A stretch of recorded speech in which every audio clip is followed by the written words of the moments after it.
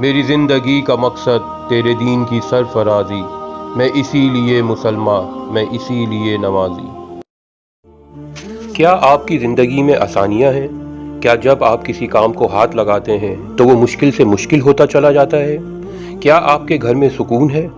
کیا آپ کی روزی آسانی سے مل جاتی ہے یا بہت زیادہ مشکلوں سے آپ تک پہنچتی ہے؟ کیا ایک پرابلم کے بعد دوسری اور پھر تیسری پرابلم آپ کا انتظار کرتی ہے، یا مختلف مسائل کے باوجود بھی آپ کے دل میں ایک اطمینان سا رہتا ہے؟ آپ کے چہرے پر ہر وقت پریشانی نظر آتی ہے یا سکون؟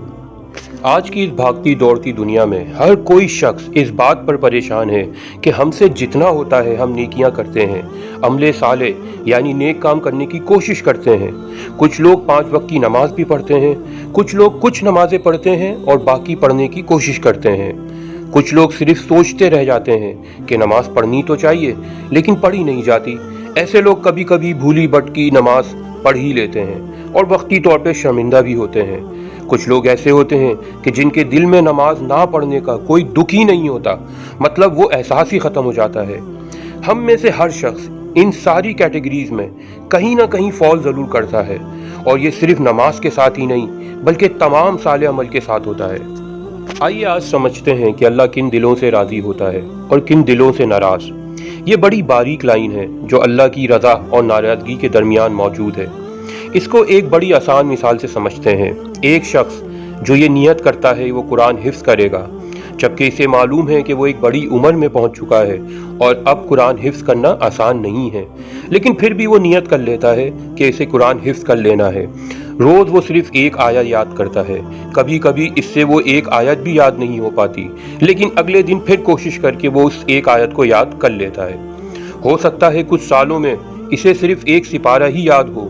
اگر اس حالت میں اس کا انتقال بھی ہو جائے تو کیا روز قیامت وہ حافظوں کے ساتھ اٹھایا جائے گا؟ یقیناً اللہ اسے حافظوں کے ساتھ اٹھائے گا، کیونکہ وہ ایک راستے پہ چل رہا تھا، کوشش کر رہا تھا، بار بار بھٹک جاتا تھا مگر پھر بھی اسی راستے پر آ جاتا تھا۔ کامیابی کا دار و مدار منزل پر پہنچ جانے سے نہیں بلکہ راستے کے ساتھ ساتھ چلنے پر ہے۔ بہت سے لوگ منزل پر پہنچ کر بھی خالی ہاتھ رہتے ہیں اور بہت سے لوگ راستے میں چلتے چلتے بھی کامیاب ہو جاتے ہیں۔ مسئلہ ہے نیت کا اور نیکی کرنے کی اس توفیق کا جو اللہ نے اس کے دل میں ڈال دی ہے۔ ہم جانتے ہیں صحیح بخاری کی سب سے پہلی حدیث ہے، انما الاعمال بالنیات، عمل کا دار و مدار نیتوں پر ہے۔ اگر آپ کوئی گناہ کریں اور اس گناہ کرنے کے بعد آپ کے دل میں شرمندگی آ جائے، یہ خوف آ جائے کہ اللہ کو کیا جواب دوں گا، اس احساس کا آنا ہی اللہ کی معافی کا اعلان ہوتا ہے کہ آپ سیدھے راستے پر چل رہے ہیں، along the road چل رہے ہیں۔ برائی کر کے اس کا احساس ہو جانا اور نیکی کے کاموں کے لیے دل میں آمادگی کا پیدا ہو جانا اللہ کی سب سے بڑی نشانی ہے کہ وہ آپ کو پسند کرتا ہے، جبھی تو اس نے واپسی کے سب راستے کھلے چھوڑ دیے ہیں۔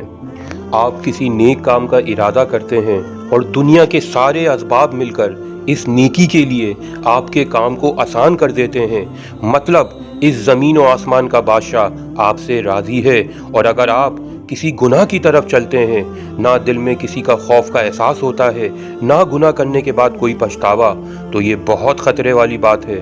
اللہ آپ سے قریب آنے کی توفیق چھین رہا ہے۔ فوراً دوڑیے اللہ کی طرف۔